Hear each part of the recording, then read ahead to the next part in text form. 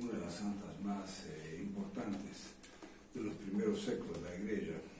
Fue una joven noble que vivió en la isla de Sicilia y fue martirizada en la ciudad de Catania por el gobernador de la época, que pretendía casarse con ella en razón de su nobleza y que era una mujer, era filla de ricos.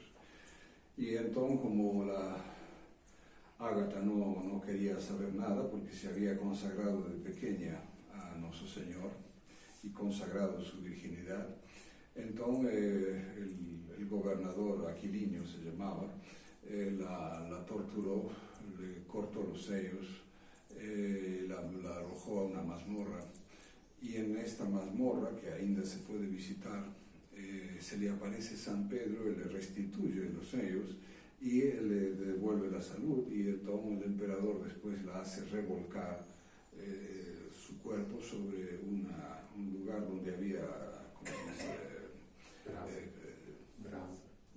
Brasa. Carvão, né? Brasa. Brasas y también astillas, pedazos de tijolos, etc. Con lo cual el cuerpo ficó muy lacerado y terminó muriendo en la cadea a consecuencia de las feridas.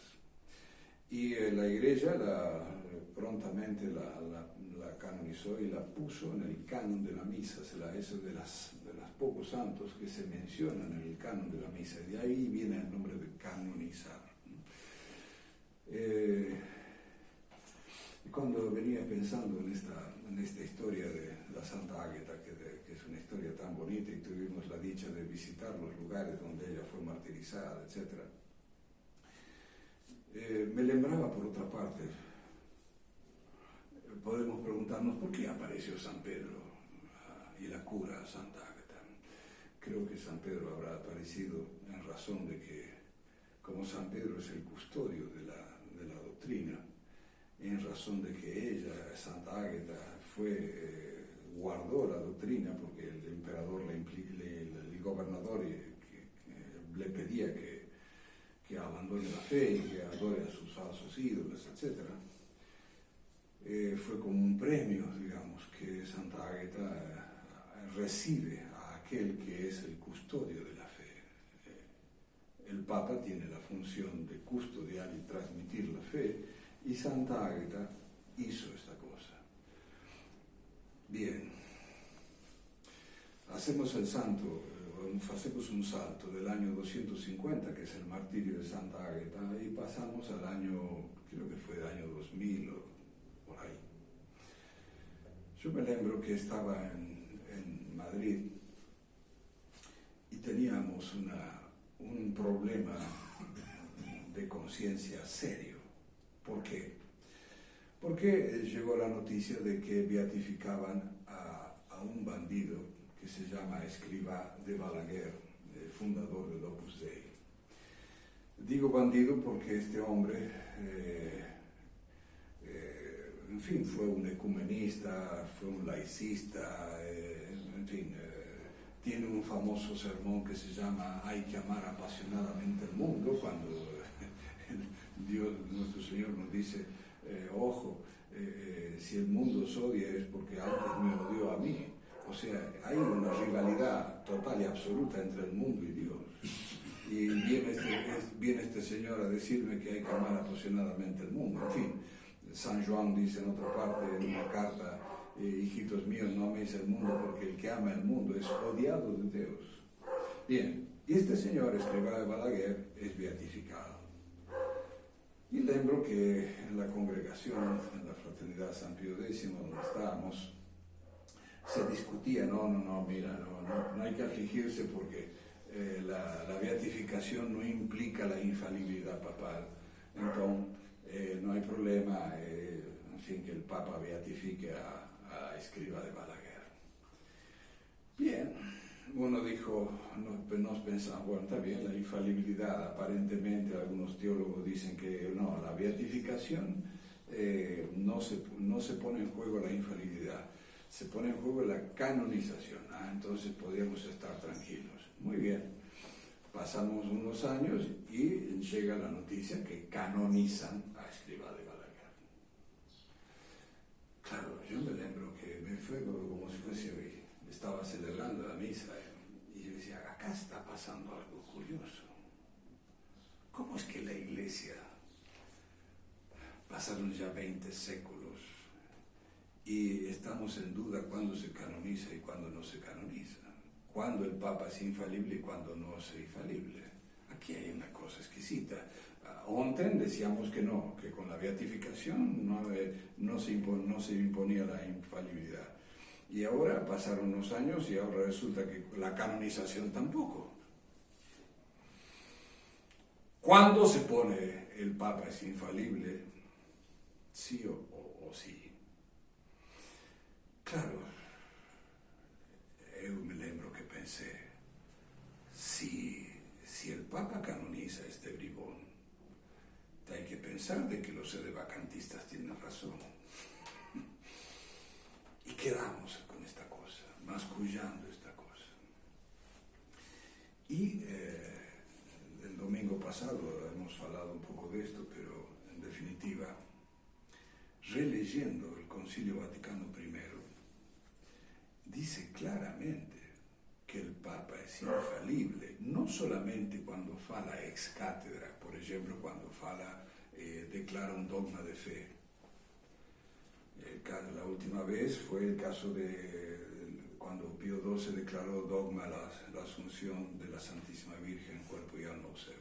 Bien, no solamente el Papa es infalible en esos casos, sino que es infalible siempre que fale en cuestiones de fe o moral y fale como pontífice.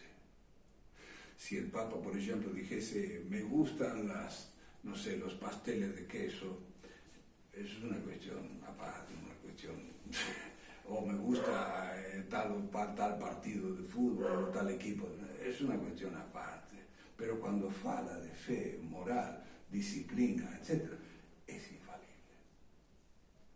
Y eso, cuando uno lo lee y después, releyendo, por ejemplo, la Sati Cognitium de la encíclica de León XIII y otras tantas encíclicas que confirman esto. O sea, lo explican y lo confirman, que el Papa es infalible. Ahora bien, si el Papa es infalible en cuestiones de fe y moral, ¿qué hacemos? ¿Por qué? Y porque Francisco, hace unos días atrás, el bandido de Bergoglio, dijo de que pertenecen a la iglesia los blasfemos, los herejes, todo animal que anda por ahí pertenece a la comunión de los santos. ¿Qué? Pertenecen a la iglesia.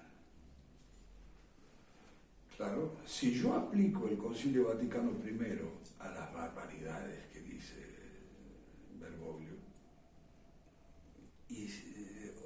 o la iglesia está mudando todos los días, o este señor necesariamente no es pontífice.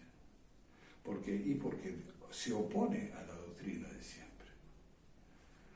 Si uno lee el catecismo de San Pío X, o cualquier catecismo, yo creo que, no, el amarelo no, pero cualquier catecismo anterior al concilio, te dice, el que pertenece a la iglesia, los bautizados, los que siguen la doctrina de Cristo y el magisterio de la iglesia, y sigue a las legítimas autoridades.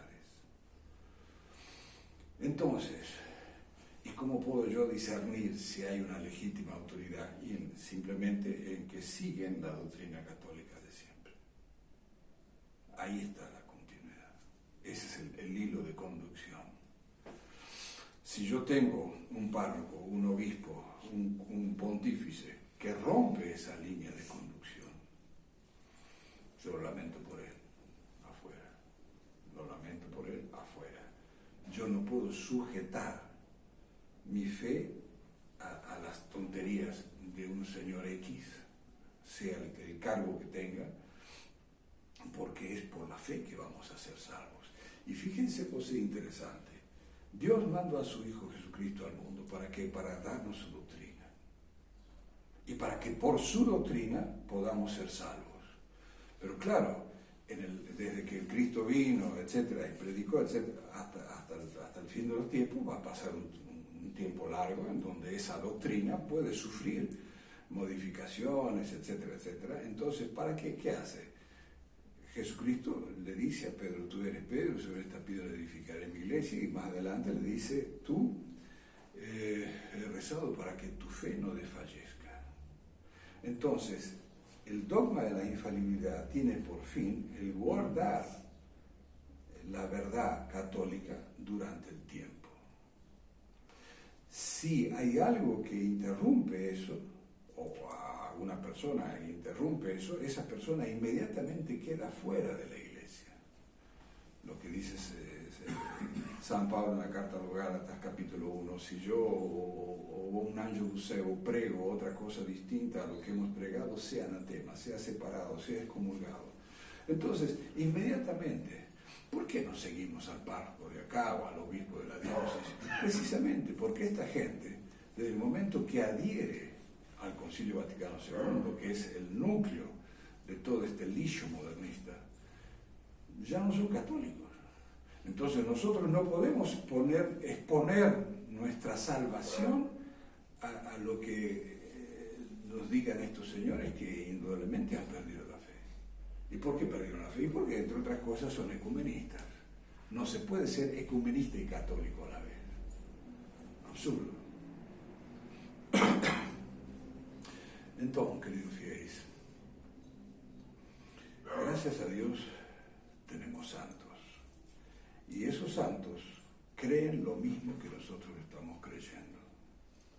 Entre otras cosas, no eran ecumenistas. Fíjense lo que hace la querida Santa Ágata, que sufre lo indecible por no adorar los falsos ídolos. Incluso se burla de los falsos ídolos delante del gobernador. Entonces, ¿qué hacemos? Porque ahora tenemos estos ídolos que nos dicen que cualquiera pertenece a la iglesia. Tenemos ídolos en relación al Evangelio, por ejemplo, que dicen que si hay gente que se casa y se recasa y se vuelve a recasar, no hay problema, pueden tomar la comunión, no hay ningún problema de eso. Esa famosa encíclica que sacó el bandido de Bergoglio, permitiendo a los recasados volver a comulgar, recibir los sacramentos, por ejemplo. Entonces ahí eso nos confirma de que esta gente no es católica. Y si esta gente no es católica, yo lamento por ello, espero que un día se conviertan, nosotros tenemos que seguir siendo católicos.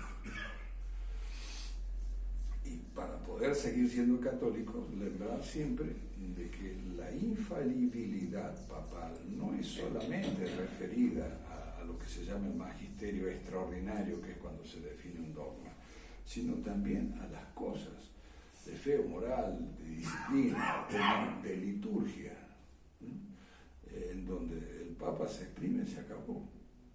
Se dice una cosa, se acabó. No hay que discutir, y eso es lo que nos tiene que dar a nosotros una tranquilidad terrible. ¿Por qué? Porque nosotros no nos podemos equivocar. Yo puedo tener un concepto equivocado de tal cosa, de tal doctrina, de tal filosofía, etcétera, etcétera, pero si yo leo en la iglesia, por ejemplo, que un libro se condena, que tal situación, tal pensamiento se condena, listo, ya acabó. Roma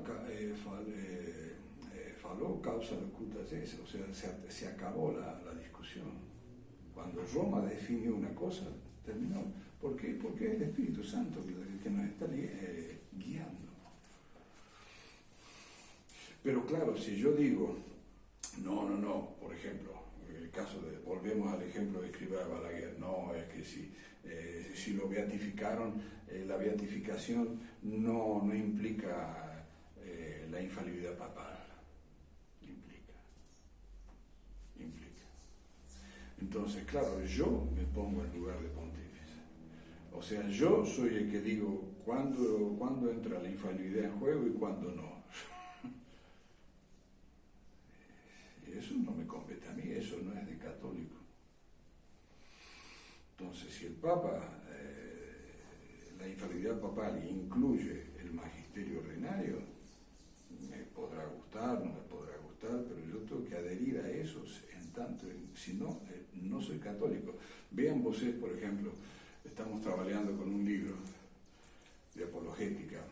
Y el autor dice ahí, por ejemplo, o cualquier buen libro católico, el autor dice, todo lo que esté expresado acá, si hubiese alguna corrección que la Santa Sede deba hacer, yo adhiero absolutamente a esa corrección. O sea, un católico cuando escribía un libro, generalmente solía poner ese detalle. ¿Por qué? Porque si mañana ese libro era corregido por Roma y decía, no, este libro acá tiene un problema, tiene acá otro problema, el autor decía, si era católico, decía, yo me equivoqué, la Iglesia no puede equivocarse. Es que no puede equivocarse.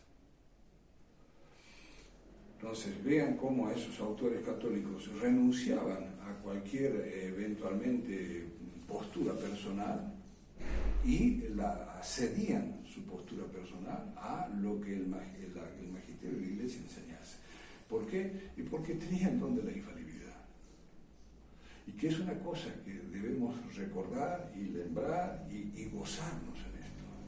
Porque la Iglesia nos está dando ese don precisamente. Es un privilegio único, único.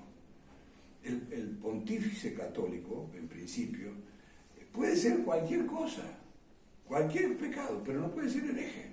No puede ser hereje en función de ese privilegio. Entonces, debemos custodiar ese tesoro que Dios nos ha dado. ¿Y por qué no, volviendo al tema, por qué no puede ser hereje? Porque Dios no quiere precisamente, no quiere que nadie se pierda por una falsa doctrina, y necesita dejar a alguien que nos guíe en esa doctrina a través del tiempo, y que no haya imperfecciones en esa doctrina a través del tiempo. Que el corazón inmaculado de María a todos nos dé la gracia de conservar siempre la fe católica íntegra e inmaculada, y así poder un día alcanzar el cielo. Ave María Purísima. Sem pecado, concebido.